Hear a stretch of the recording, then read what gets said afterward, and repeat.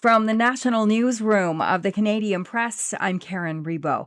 U.S. President Donald Trump is commending ABC for suspending Jimmy Kimmel's late-night show indefinitely, following Kimmel's Monday night comments about reaction to the recent killing of conservative activist Charlie Kirk. Some ABC affiliate stations had threatened to pull the show before the network decided to suspend it. You can see how hard the president is taking this. My condolences on the loss of your friend Charlie Kirk. May I ask, sir, personally, how are you holding up over the last day and a half, sir? I think very good. And by the way, right there, you see all the trucks? They've just started construction of the new ballroom for the White House, which is something they've been trying to get, as you know, for about 150 years. And it's going to be a beauty. Yes. Okay. He's at the fourth stage of grief, construction. From his royally charged state visit in Britain last night, Trump posted on Truth Social his congratulations to ABC for its courage in suspending The Kimmel Show.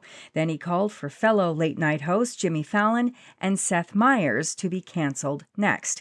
Earlier this summer, Trump praised CBS for deciding to cancel The Late Show with Stephen Colbert next May.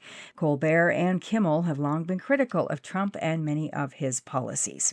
As Trump leaves Windsor Castle behind and wraps up his state visit to the UK by joining Prime Minister Keir Starmer at his rural England countryside retreat, Prime Minister Mark Carney is flying to Mexico. Today, he's expected to sign a strategic partnership agreement with Mexican President Claudia Sheinbaum.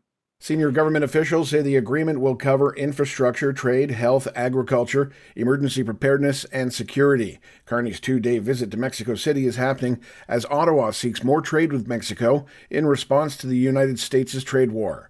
Both countries, of course, are bracing for the renegotiation of CUSMA, the continental trade deal linking all three economies. Rob Westgate, The Canadian Press.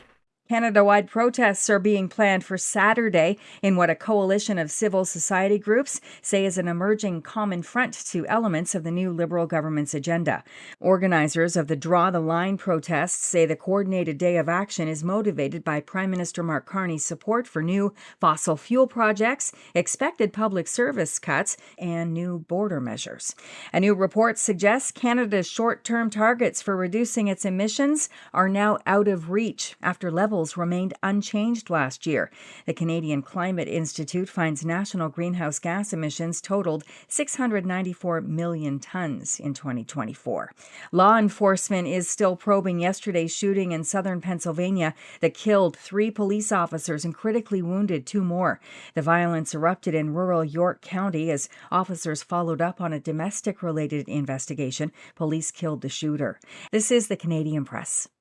In sports, Canadian sprinters Andre DeGrasse, Aaron Brown, and Jerome Blake will be back on the track in Tokyo today, competing in the men's 200-meter semifinal at the World Athletics Championships. DeGrasse was the fastest Canadian in qualifying yesterday, coming in at 20.3 seconds. The Toronto Blue Jays will look to wrap up their 4-game set against the Tampa Bay Rays with a bounce-back win this afternoon. Toronto fell 2-1 last night after Rays center fielder Chandler Simpson robbed Alejandro Kirk of a 3-run homer with a stunning catch. The Blue Jays still lead the American League, and they're still 4 games up on the Yankees in the AL East Division as the Yankees won their game last night in Minnesota. The Miami Dolphins head to Buffalo, searching for their first win of this young NFL season tonight.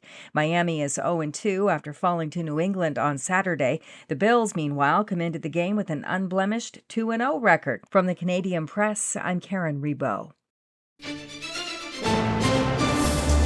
Thanks for listening. Don't forget to follow and subscribe. For more of today's top stories, visit thecanadianpressnews.ca.